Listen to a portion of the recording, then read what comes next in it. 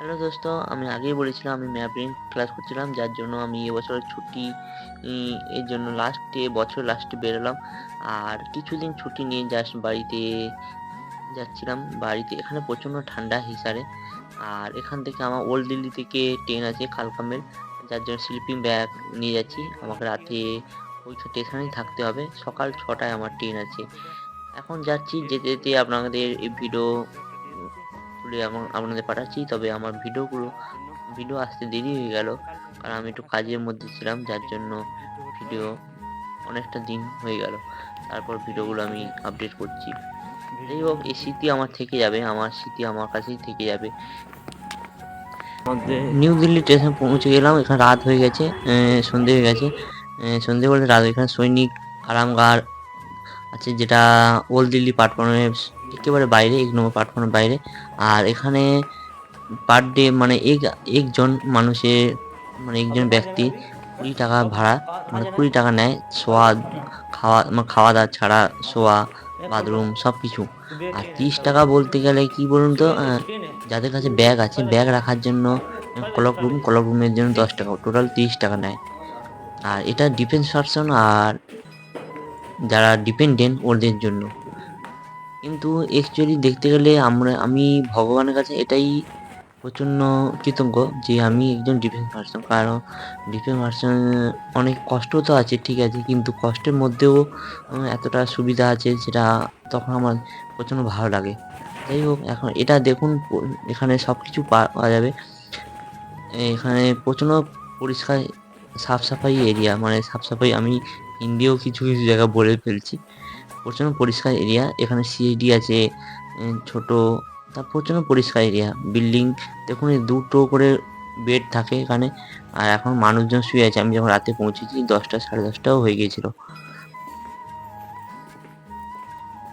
এখানে প্রচণ্ড এখানে ফ্যামিলি ম্যান যারা থাকে তাদের জন্য রুম আলাদা, আর সিঙ্গেল ম্যান রুম তো আলাদা। আর এখানে ছোটো ক্যান্টিনও আছে। ক্যান্টিন আমি টাইমের মধ্যে আসিনি, না ক্যান্টিন বন্ধ হয়ে গেছে।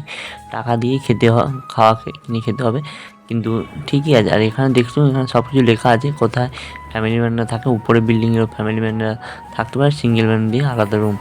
এখন আমি 5টা বেজে গেছে, আমি এখন যাচ্ছি প্ল্যাটফর্মের দিকে। যেতে যেতে কিছু কথা বলছি।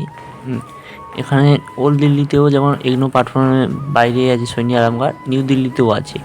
কখনো কোনো অসুবিধা পড়লে প্ল্যাটফর্মে থাকার থেকে সৈনী আরামঘাটে থেকে আমি অনেকটা নিরাপদ ও সবথেকে ভালো জায়গা। এই এখন প্রচণ্ড দিল্লি স্টেশনের বাইরে বেরিয়েছি, এখনও অন্ধকার। এখন অন্ধকার দেখতে পাচ্ছি, প্রচণ্ড ঠান্ডা, কুয়াশা বাইরে প্রচণ্ড। এখন আমি যাচ্ছি প্ল্যাটফর্মের দিকে, এগোচ্ছি প্ল্যাটফর্মের দিকে। স্টেশনের বাইরেই আছি। স্টেশনের বাইরে কিছু এই দুটো জিনিস কিনে ভিতরে প্ল্যাটফর্মের মধ্যে ঢুকে যাচ্ছি। দেখতে পাচ্ছেন ওল্ড দিল্লি স্টেশনে। দেখুন 5টা বেজে গেছে, পুরো 5টা। আমি 4:30 কি 5টা নাগাদ আশপাশে বেরিয়েছি।